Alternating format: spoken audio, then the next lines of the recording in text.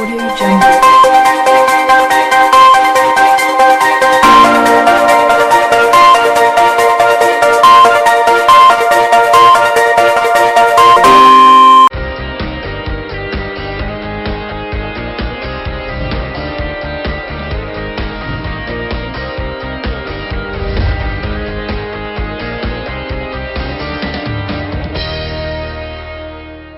Welcome to C news. వార్తలోని ముఖ్యాంశాలు. హరితహారంలో మొక్కలను నాటిన మంత్రి తుమ్మల. నాటిన ప్రతి మొక్కను కాపాడాలని విజ్ఞప్తి చేసిన మంత్రి.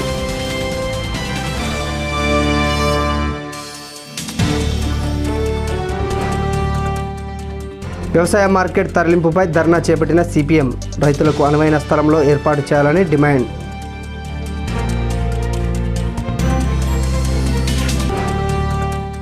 ఖమ్మం కేంద్రీయ విద్యాలయంలో టీచర్ల కొరతపై రాజ్యసభలో రేణుకా ప్రసంగం. టీచర్లను భర్తీ చేయాలని డిమాండ్.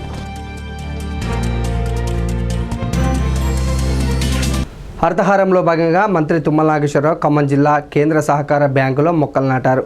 మానవ మనుగడకు మొక్కల పెంపకం ఎంతో అవసరమని ప్రతి ఒక్కరూ మొక్కలు నాటాలని ఆయన విజ్ఞప్తి చేశారు. జిల్లాలోని అన్ని సహకార బ్యాంకుల్లో మొక్కలను నాటారు. జిల్లా కేంద్రంలోని బ్యాంకులో మంత్రి తుమ్మల నాగేశ్వరరావు నాటారు. రైతులందరూ తమ పంట భూముల్లో మొక్కలు నాటాలన్నారు. పర్యావరణ పరిరక్షణకు ప్రతి ఒక్కరూ బాధ్యత వహించాలని మంత్రి అన్నారు. ఈ కార్యక్రమంలో డీసీసీబీ చైర్మన్ మువ్వా విజయబాబు, ఎమ్మెల్యే పువ్వాడ అజయ్ కుమార్తో పాటు పలువురు ప్రజాప్రతినిధులు పాల్గొన్నారు.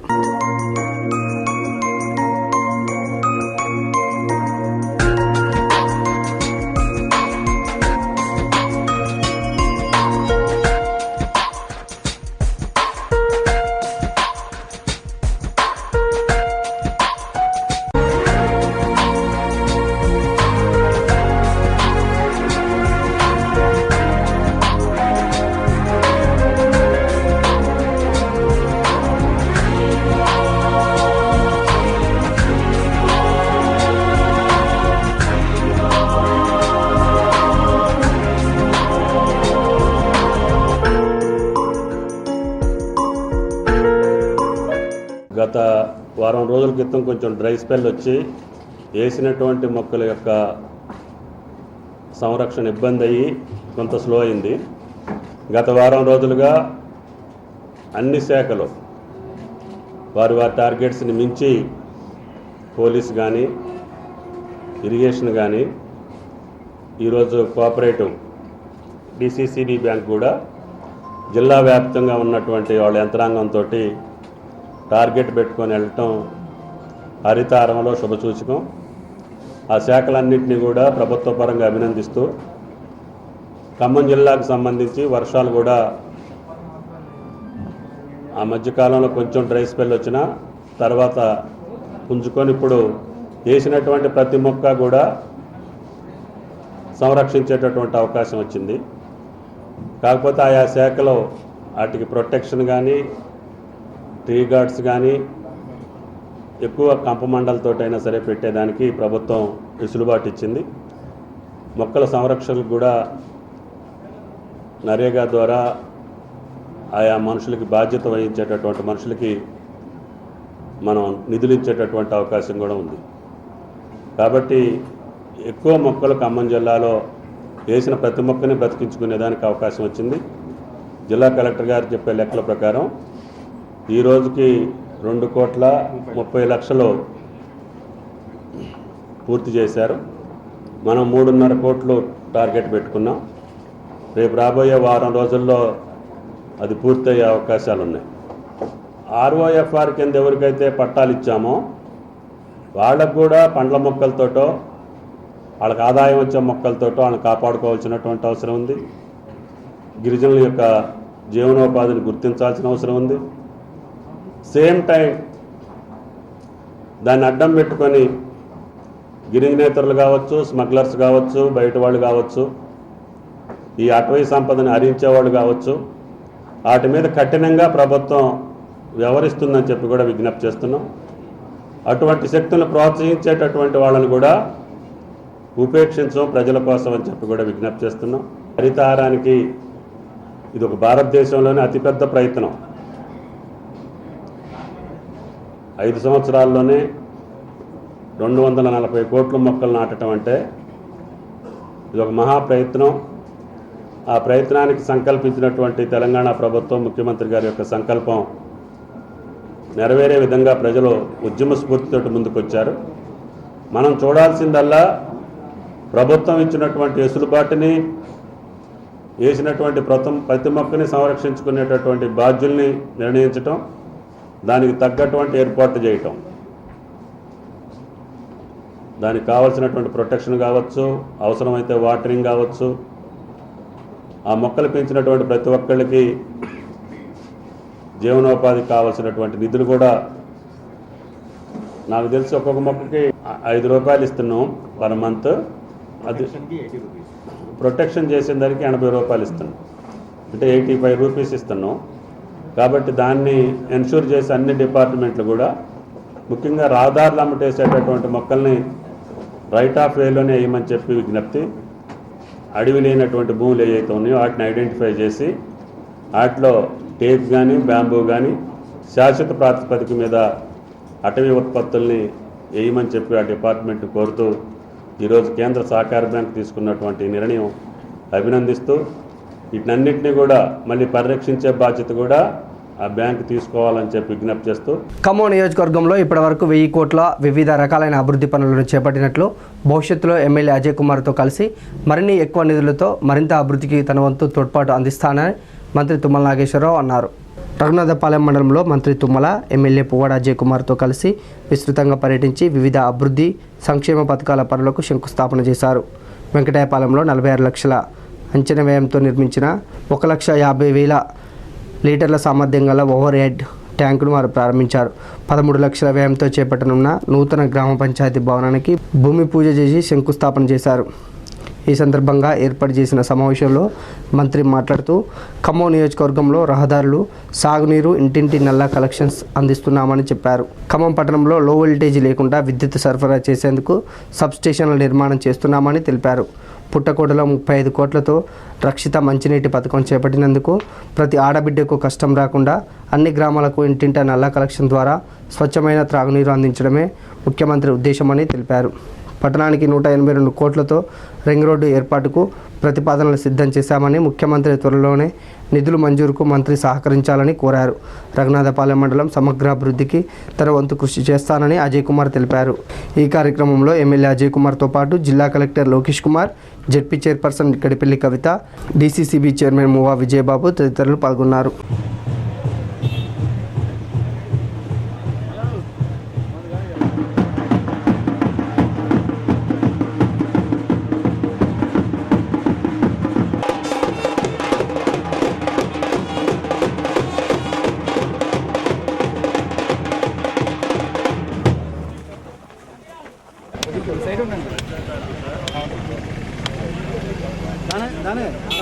మంత్రి గారు అటు చేసుకున్నబ్బా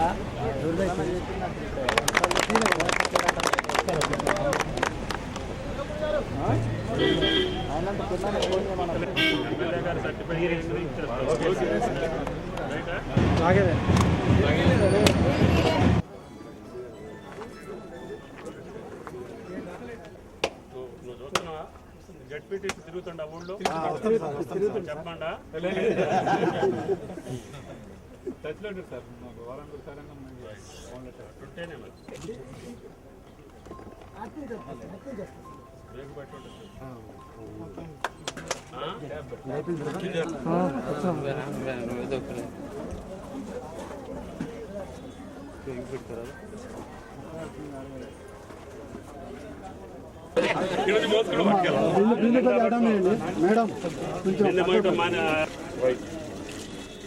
ప్రారంభోత్సవానికి ఇచ్చేసినటువంటి ముఖ్య అతిథి మన మంత్రివర్యులు సంతోషం. ఈరోజు హరితహారంలో బాగా మంచినీటి ట్యాంక్ ప్రారంభోత్సవం, అదేవిధంగా పంచాయతీ బిల్డింగ్ శంకుస్థాపన. ఈ గ్రామానికి నేను గతంలో కూడా చెప్పాను, ఖమ్మం జిల్లాలో ఒక ప్రాముఖ్యత కలిగినటువంటి గ్రామం. సరే, గత కాలంలో ప్రాభవం కోల్పోయినా ఇప్పుడు వచ్చినటువంటి యువకులు మళ్ళీ దాన్ని పునరుద్ధరించుకొని ఖమ్మానికి అతి దగ్గరలో ఉన్నటువంటి పెద్ద రైతాంగానికి సంబంధించినటువంటి పంచాయతీ. తండాలు ఎక్కువ ఉన్నాయి, మంచినీళ్ళు కూడా ఇబ్బంది ఉండేది. అప్పుడు నాకు అవకాశం వచ్చినప్పుడు ప్రతి గ్రామంలో వాటర్ ట్యాంక్ కట్టి ఇండివిజువల్గా బోర్వెల్స్ వేసి మంచినీళ్ళు ఇచ్చాం. పుట్టకోట నుంచి ప్రతి గ్రామానికి మంచినీళ్ళు ఉండాలని చెప్పి 35 కోట్లతోటి ఆ పథకాన్ని తీసుకొచ్చి నబార్డ్లో ఆ పథకం పూర్తయింది. గ్రామాల వారీగా ఈ సంవత్సరం మీ ఇంటింటికి పంపు పెట్టించే బాధ్యత ఎమ్మెల్యే గారు నేను తీసుకుంటామని చెప్పి కూడా మీకు ఈ సందర్భంగా మనకు ఈ యొక్క స్కీమ్ ద్వారా ప్రతి ఇంటికి నల్లా బిగించి ప్రతి తల్లికి ఇంట్లోనే మంచినీళ్ళు ఇచ్చే బాధ్యతని తెలంగాణ ప్రభుత్వం ముఖ్యమంత్రి గారు ఛాలెంజ్గా తీసుకున్నారు. అందులో భాగంగా మీ మండలం ముఖ్యంగా మొట్టమొదటిసారిగా పూర్తయ్యేటటువంటి నియోజకవర్గం ఖమ్మం నియోజకవర్గం అని చెప్పి కూడా మీకు విజ్ఞప్తి చేస్తున్నాం. ఖమ్మం మున్సిపాలిటీకి నీళ్లు ఇస్తున్నాం. అదేవిధంగా ఈ స్కీమ్ ద్వారా మీ యొక్క రఘునాథపాలెం మండలం మొత్తానికి కూడా నీళ్లు వస్తాయి. ఈ నియోజకవర్గం గతంలో నాకు అవకాశం ఇచ్చినటువంటి నియోజకవర్గం. ఇప్పుడు అజయ్ గారు వచ్చినా మేమిద్దరం కలిసి ఖమ్మం పట్టణానికి ఖమ్మం నియోజకవర్గానికి తెలంగాణ రాష్ట్రంలో ఒక మంచి గుర్తింపు వచ్చేటట్టుగా అన్ని రూపాలు అక్కడ కార్పొరేషన్ కావచ్చు, ఇక్కడ అర్బన్ మండలం రఘునాథపాలెం మండలం కావచ్చు, ఈ రెండింటిని నియోజకవర్గాన్ని ఖమ్మం జిల్లాలో అగ్రభాగాన్ని ఉంచితేనే ఖమ్మం హెడ్ క్వార్టర్ అందంగా ఉంటేనే ఖమ్మం హెడ్ క్వార్టరు అన్ని రూపాల్లో అభివృద్ధి చెందితేనే ఖమ్మం జిల్లా అభివృద్ధి జరుగుతుంది. కాబట్టి ఈ నియోజకవర్గానికి అత్యధిక ప్రాధాన్యతనిచ్చి మొన్న ముఖ్యమంత్రి గారు వచ్చినప్పుడు కూడా ఈ ఖమ్మం పట్టణానికి కావాల్సినటువంటి ప్రధాన వసతులన్నింటినీ కూడా రింగ్ రోడ్డు కూడా వేయాలని చెప్పి ముఖ్యమంత్రి గారు మాట ఇచ్చారు. దానికి తగ్గట్టుగా సర్వే జరుగుతుంది. సుమారు 182 కోట్లతోటి ఈ రింగ్ రోడ్డును కూడా ప్రపోజల్స్ తయారు చేశాం. అది కూడా ముఖ్యమంత్రి గారి అనుమతితోటి త్వరలోనే శాంక్షన్ చేస్తాం. పథకం కింద ఏర్పాటు చేసిన ఈ ట్యాంకు 45.5 లక్షలతోని ఈ వాటర్ ట్యాంక్ని నిర్మించడం జరిగింది. దానికి ప్రారంభోత్సవానికి రావటం, అట్లనే మన గ్రామ పంచాయతీ ఆఫీసు కొత్త ఆఫీసుని కట్టుకోవాలని పాతదాని స్థానంలో 20 లక్షల రూపాయలతోని దానికి నిధులు మంజూరై ఉన్నాయి. దానికి ఈ రోజున శంకుస్థాపన చేశారు. వారికి ఈ కార్యక్రమంలో పాల్గొంచుకున్నందుకు ధన్యవాదాలు. అట్లనే హరితహారం కార్యక్రమం కూడా ఉధృతంగా సాగుతూ ఉంది. మంత్రి గారు మరో కార్యక్రమంలో పాల్గొనాల్సిన అవసరం ఉంది. ఈ వివి పాలనకి అనేక సార్లు మంత్రి గారు రావటం, అభివృద్ధి కార్యక్రమాలకి శంకుస్థాపనలు ప్రారంభోత్సవాలు చేయడమే కాకుండా ఖమ్మం నియోజకవర్గంలో ఉన్న ఒకే ఒక మండలానికి గేట్వేగా ఉన్న వివి పాలనని మంచి అభివృద్ధి చేసే విధంగా మంత్రి గారు మరియు నేను ఆ రకమైన కార్యక్రమాలతో ముందుకు పోతా ఉన్నాం. నేను గతంలో వివి పాలన టు మంచుకొండ వయా చింతగుర్తి ఏదైతే డబల్ రోడ్డు చేశారో ఆ రోడ్డుని మన R&B శాఖకి బదలాయిస్తూ నిర్మాణం కూడా చేయడం జరిగింది. అది బదలాయింపు కూడా జరిగింది.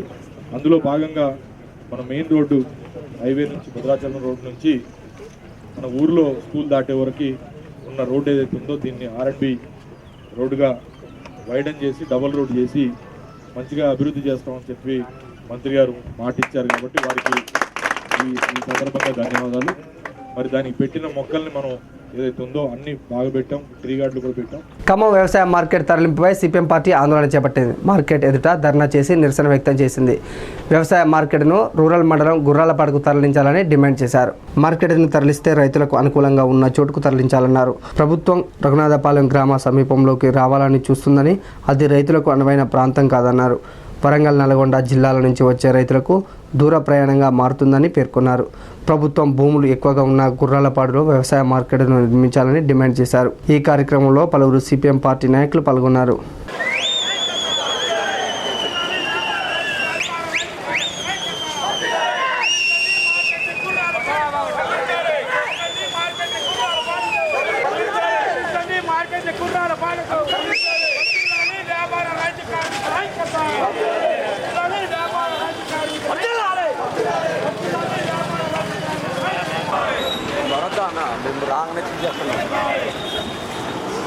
ప్రభుత్వం మండి వైఖరి మార్కెట్ తరలింపు విషయంలో ఏకపక్ష టీఆర్ఎస్ ప్రభుత్వం మండి వైఖరి వ్యాపార రైతు వర్గాల ఐక్యతో వర్తిల్లాలి. వ్యాపార రైతు కార్మిక వర్గాల ఐక్యతో వర్తిల్లాలి. కార్మిక రైతు వ్యాపార వర్గాల ఐక్యతో తరలించాలి. అందరికి అందుబాటులో ఉండే విధంగా గుర్రాలపాడు వైపు మార్కెట్ ని వెంటనే మార్కెట్ కార్యదర్శి మండి వైఖరి వర్తిల్లాలి. రైతు వ్యాపార కార్మిక వర్గాల వర్గాల ఐక్యత అందరికి అందుబాటులో పడవైపు మార్కెట్ వెంటనే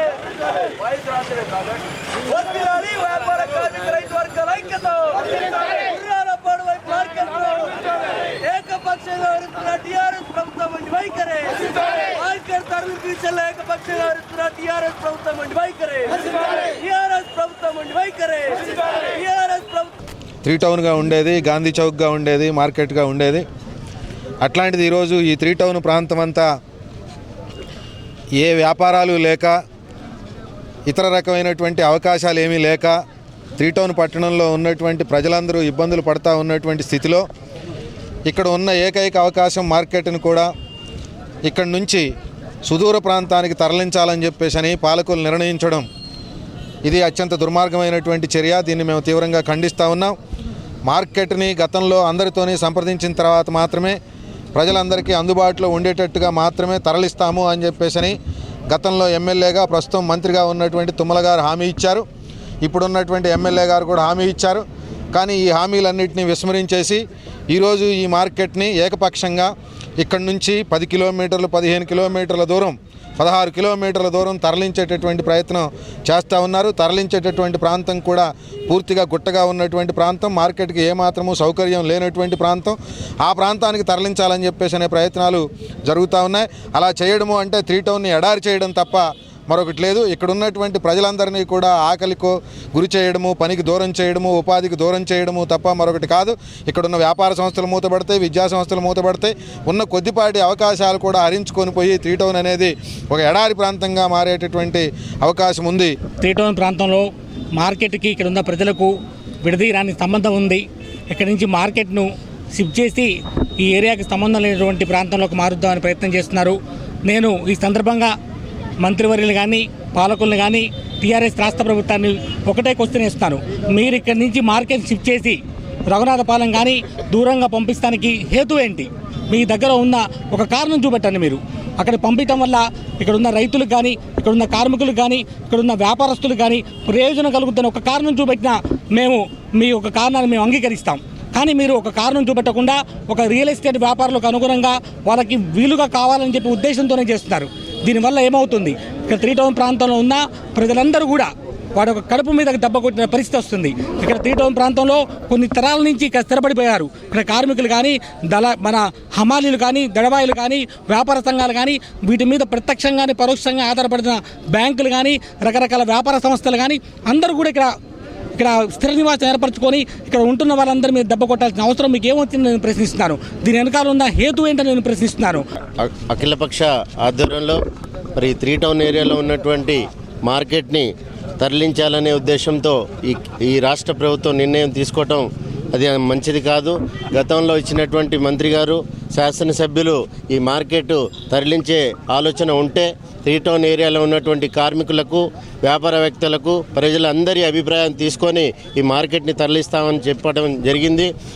అది తొంగలో పెట్టి మరి ఈరోజు ఈ మార్కెట్ని తీసుకుపోయి రైతులకు, కార్మికులకు దూరంగా పెట్టి ఇబ్బందులు పెట్టాలని చూస్తూ ఉన్నారు.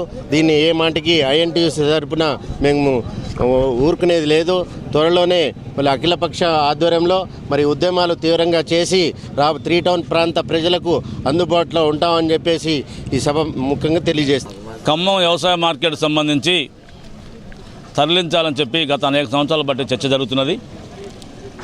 గతంలో ఎమ్మెల్యేగా ఉన్న తుమ్మల నాగేశ్వరరావు గారి దృష్టి కూడా ఈ విషయాన్ని తీసుకెళ్ళాము. ఆ సందర్భంలో తుమ్మల నాగేశ్వరరావు గారు మార్కెట్లో ఉన్న కార్మికులు, రైతులు, వ్యాపారస్తులతోని చర్చించిన తర్వాత నిర్ణయం తీసుకుంటామని చెప్పి ఆ రోజున చెప్పడం జరిగింది. ప్రస్తుతం ఎమ్మెల్యేగా ఉన్న పువ్వాడ అజయ్ కుమార్ గారు కూడా ఆ రకంగానే చెప్పారు. కానీ ఈ రోజుకి వస్తాలకే మార్కెట్ని ఈ ప్రస్తుతం ఉన్న మార్కెట్ దగ్గర నుంచి రఘునాథపాలెం వైపు అంటే ఇక్కడి నుంచి 16 కిలోమీటర్లు తరలించాలని చెప్పి ప్రయత్నం జరుగుతున్నది. ఎటు చూసినా కూడా మార్కెట్ నోటిఫై ఏరియాలో ఎక్కడ చూసినా కూడా 5 మండలాలు ఉన్నాయి. అది కూసుమంచి, తిరుమలాయపాలెం, ఖమ్మం రూరల్ మండలం, ఖమ్మం అర్బన్ మండలం, చింతకాడ మండలం. ఈ 5 మండలాలు చూసినా కూడా 4 మండలాలు ఒకవైపు ఉన్నాయి. రెండోది ప్రస్తుతం మార్కెట్ నుంచి కూడా మన గుర్రాలపాటు దగ్గర ప్రభుత్వ భూమి ఉంది, రైతులు భూమి ఇస్తూ అంటున్నారు. 2.5 కిలోమీటర్ల దూరంలో ఈ యొక్క భూమి ఉన్నది, మరి ప్రభుత్వ భూమి ఉన్నది. ఈ ప్రభుత్వం అనుకుని అక్కడ మార్కెట్ ఏర్పాటు చేస్తే ఇటు రైతులకి నష్టం జరగదు, కార్మికులకు నష్టం జరగదు, 3 టౌన్లో వ్యాపారస్తులకు నష్టం జరగకుండా ఉండే అవకాశం ఉన్నది. ఖమ్మం కేంద్రీయ విద్యాలయంలో టీచర్ల కొరతపై రాజ్యసభ సభ్యురాలు రేణుకా చౌదరి రాజ్యసభలో లేవనెత్తారు. స్టాఫ్ లేకపోవడంతో విద్యార్థులకు బోధన జరగడం లేదని ఆమె సభ దృష్టికి తెచ్చారు. బదిలీ ప్రక్రియలో భాగంగా కేంద్రీయ విద్యాలయంలో టీచర్లు భర్తీ చేయాలని ఆమె డిమాండ్ చేసింది. Shrimati Renuka Chowdhury Sir, I'm raising a matter of urgent public importance. Kendriya Vidyalayas have been established all over the country for the benefit of our central government employees and their children, so that we facilitate a uniform education and quality education which is spread equally across the state, across the nation. Today, unfortunately, sir, in a new state like Telangana, one of the very few, disproportionately few Kendriya Vidyalayas which have been established, and one of them is in my district in Khammam, where this Kendriya Vidyalaya was established in 2007. Surprisingly and absurdly today, sir, the total strength of the school is 1,220 children, which means we have a predominant profile of SC and ST children also, because the district has it's a reflection of the large population that we have. Now in this, sir, actually the teacher proportion should have been, the ratio should have been 52 teachers to this school. Only 24 regular teachers are there, out of which, now you can hold your breath, 19 teachers have been transferred out in a bulk transfer order. And they have served less than a year or about a year in this Kendriya Vidyalaya, and only 5 regular teachers are left to be working in this school. Now, as per the schedule, sir, from 22/7/16, and the exams are going to start now in August 2016. How do you propose that these children are going to be able to appear for this exam? Why has this discriminatory policy taken place? How can they be so unintelligent as to transfer bulk teachers from a school that is there established in a district which has a large SC/ST population? And because of this, the children and the school administration is severely handicapped, sir. Through you, I request that the government will take cognizance of this and issue orders immediately, and ensure that in the future this kind of ridiculous transfers, arbitrary transfers, which is this order should be revoked. The teachers have to be put back and to facilitate the exams of the children that is coming. Now, Srimati Kashan Parveen. This is a reflection of the wonderful new education policy that this government is going to bring. Khammam rural మండలం పోలేపల్లి సాయిబాబా దేవాలయంలో SP Shahnawaz Kasim మొక్కలను నాటారు. చెట్లను పెంచడం ద్వారా భవిష్యత్తు తరాలు బాగుపడతాయని SP అన్నారు. ప్రతి ఒక్కరూ మొక్కలు నాటి ఆదర్శంగా నిలవాలని ఎస్పీ పిలుపునిచ్చారు. సాయిబాబా ఆలయ ప్రతినిధులతో కలిసి జిల్లా పోలీసు అధికారులు మొక్కలను నాటారు. నాటిన ప్రతి మొక్కను కాపాడవలసిన బాధ్యత ఉందన్నారు. ప్రభుత్వం ఎంతో ప్రతిష్టాత్మకంగా తీసుకున్న కార్యక్రమాన్ని జిల్లాల్లో విజయవంతంగా కొనసాగిస్తున్నామని తెలిపారు. జిల్లాలోని అన్ని పోలీస్ స్టేషన్లతో పాటు పలు ప్రాంతాల్లో మొక్కలు నాటామన్నారు. ఈ కార్యక్రమంలో డీఎస్పీ సురేష్ కుమార్, సిఐ, ఎస్ఐలు పాల్గొన్నారు.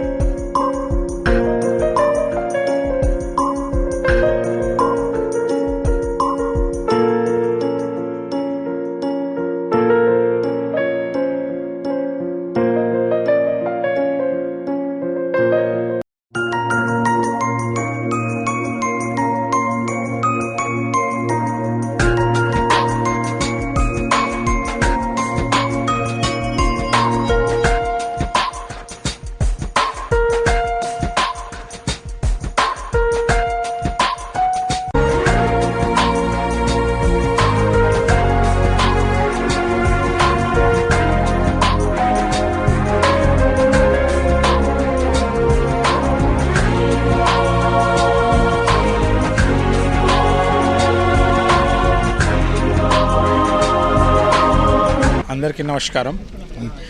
ఈరోజు మన హరితహారం ఇది సాయిబాబా టెంపుల్లో రూరల్ పోలీస్ స్టేషన్ కింద చేయడం జరిగింది. దీంట్లో చాలామంది స్కూల్ చిల్డ్రన్ కూడా పాల్గొంటున్నారు. టెంపుల్ కమిటీకి నేను ధన్యవాదం ఇస్తున్నాము. ఎంత మంచిగా ప్రోగ్రామ్ చేస్తూ అక్కడ మొక్కల ప్లాంటేషన్ ప్రోగ్రామ్ పెట్టారు.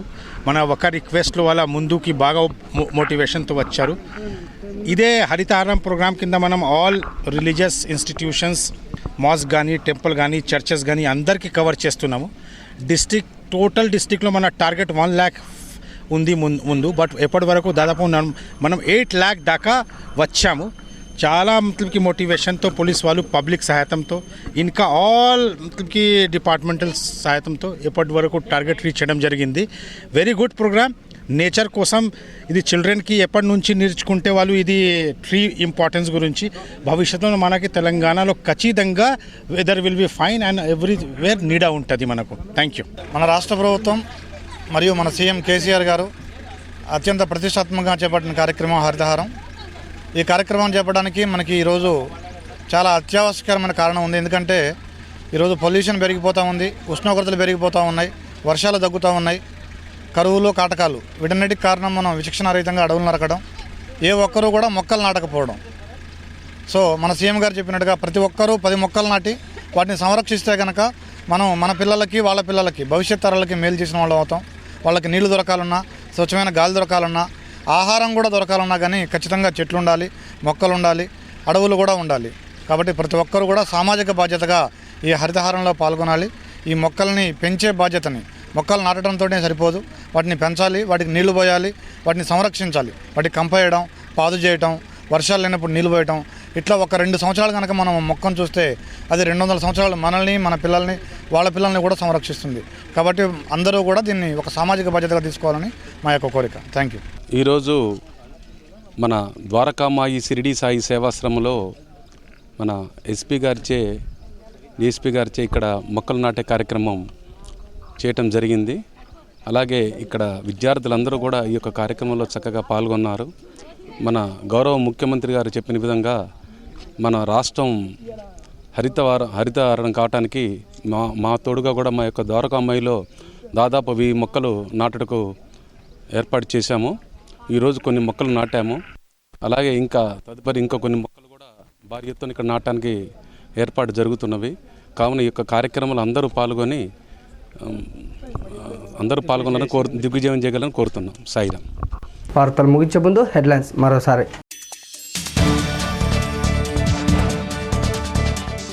హరితహారంలో మొక్కలను నాటిన మంత్రి తుమ్మల. నాటిన ప్రతి మొక్కను కాపాడాలని విజ్ఞప్తి చేసిన మంత్రి.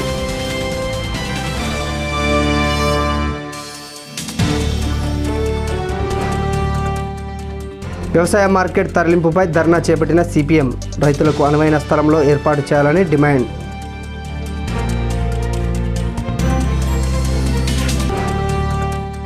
ఖమ్మం కేంద్రీయ విద్యాలయంలో టీచర్ల కొరతపై రాజ్యసభలో రేణుకా ప్రసంగం. టీచర్లను భర్తీ చేయాలని డిమాండ్.